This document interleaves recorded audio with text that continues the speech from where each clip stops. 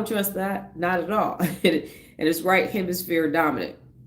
Next, you have the temporal parietal junction, and that supports perspective taking and theory of mind, understanding others' mental states. Again, right dominant for the right hemisphere dominant.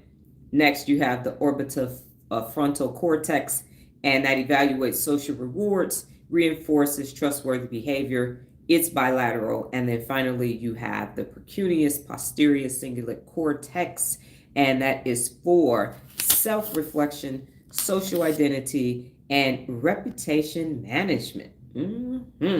Let me write that down too. And it is bilateral. Reputation management. Okay. And the precuneus posterior cingulate cortex is within the default mode network, and it's crucial for processing information related to yourself, including self-relevance and internal and external stimuli. So when you are in your default mode network, you are accessing your precuneus posterior cingulate cortex because it's part of that self-reflection time. So in summary, by hemisphere, the right hemisphere is emotionally based trust, detecting trust violations, empathy, nonverbal cues, and intuitive and social processing. While the left hemisphere is logical consistency, rule-based honesty, and behavioral regulation. And here's what I always say. Lies come in three. And I talked about this when we talked about be honest, but lies come in three. Because when somebody is trying to lie and manipulate you, they want to lay it on thick. And so they're going to tell you, you ask somebody, why was they late to work? And they're going to say, I got up late, it was traffic on the road, and my car wouldn't start. Instead of saying, man, I got caught up watching TikTok videos. Boom, done. When you hear lies come in threes, boom, boom, boom, and it's really emotional because that right amygdala is like, I got to manipulate you. I got to get you to believe what I am saying. And one thing that I've also said is I tell people to tell me the story backwards. If you tell them to tell them the story backwards, people remember lies chronologically in order. I'm going to tell them this, this, this, this. Okay, cool. Now tell me that backwards. Like when I used to interview people and I thought that they might have a little bit of fibbing going on their resume, I'd start at the back of the resume and tell me about your most recent position. They was ready to lie forward. Now they like, yeah, okay. Now tell me about this third job that you had. Yeah, this one that you listed. And now they're going, wait a minute, and they're doing all this and waiting. But if your third job was working at McDonald's, then your third job is working at McDonald's. And it doesn't matter when you say it, I worked at McDonald's. So tell me about when you worked at McDonald's.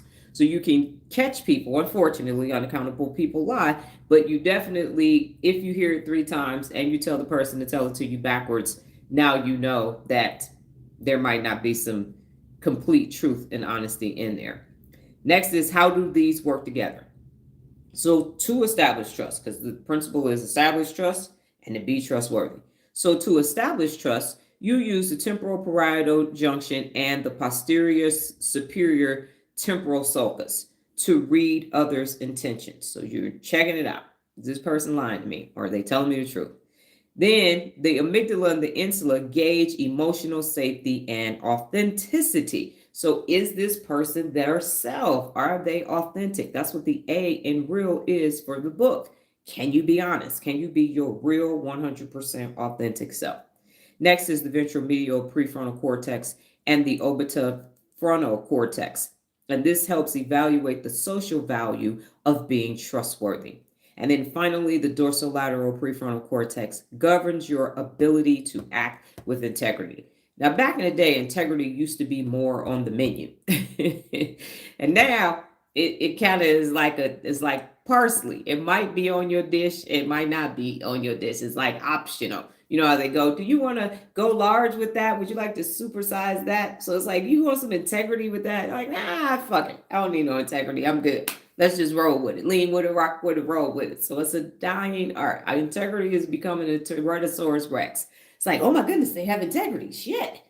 Wow. Yesterday we were doing an organization and the person had some foreign currency, some highly valued coins and a bunch of $2 bills in the bank things, pennies, dimes, quarters, all on the floor. We stacked all the money up, put it in the thing. The key was in the safe, jewelry out, everything. Everything was intact because we have integrity. Now, I don't know about some other people. They might try to hit a lick, but that's not something that I'm willing to do ever. Even on my brokest, poorest times in my life back in the day, like, I ain't gonna catch a case. I might catch a cold.